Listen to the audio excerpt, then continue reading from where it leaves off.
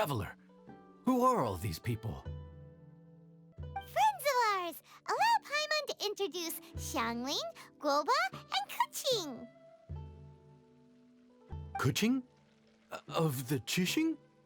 She's the, Hi. It's not that. I mean, I'm just your typical commoner. I've never met someone as high up as the Yuheng before in my whole life. Look at that strong body, those powerful hands, and honest eyes. This guy must be a really great chef. So, is there something I can help you with? You've come a long way out to end up at Wangshu Inn. Let me fill you in.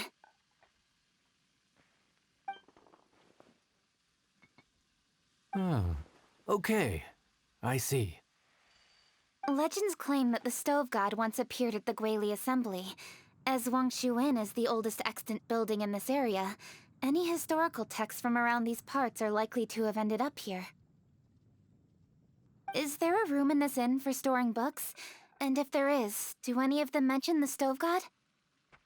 Well, now that you mention it, we do have a fair few ancient texts here. I remember looking through an old recipe book once.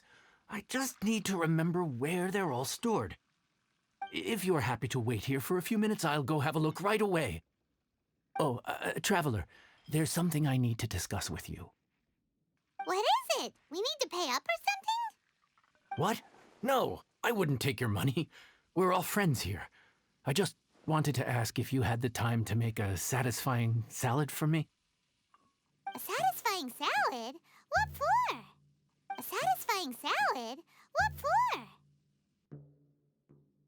Yeah, guy who hangs out on the roof terrace, you know? Good-looking fella, not too tall. Shh! Don't you think he can hear you? Oh, right. Yeah, maybe. Anyway, you know who I mean. The boss told me to take care of him, but this guy, let me tell you, he is one tough nut to crack. He usually turns his nose up at everything that isn't almond tofu. But the boss tells me you once made him a satisfying salad, and it all went down so well. So I was thinking, could you teach me how to make it too? That way, I'll have something else in my arsenal. Oh, so this is for Xiao! You guys really look after him, huh? Well, that's life, right? You gotta look out for your own people. All right then, wait right here. I'll be just 1 minute. Clock is ticking! 59, 58... Sorry for the trouble, Traveler. Okay.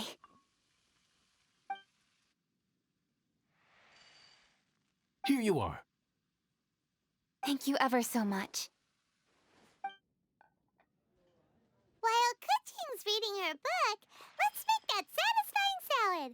Xiangling, what are you gonna do? I'd love to come watch too, but I don't want to get in the way, so I'll just stay here with Keqing. Okay, shall we go then? Go ahead and get started. I'll just watch from over here. I only need to watch you make it once to have it committed to memory. That should do it!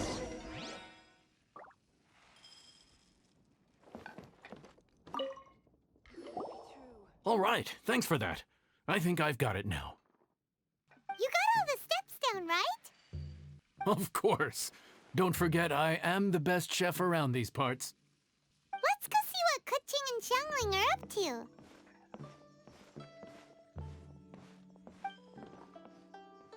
Keqing, Xiangling, we're back!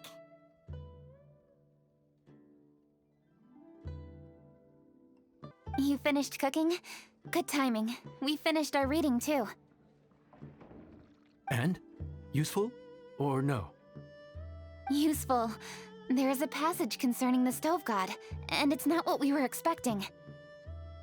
I quote, 60 miles to the northwest is the Guili Assembly. Many were settled there, where they hunted in groups, farmed the land, and made their living from what the soil yielded. When the Stove God descended, one god became many, all of which were the height of children.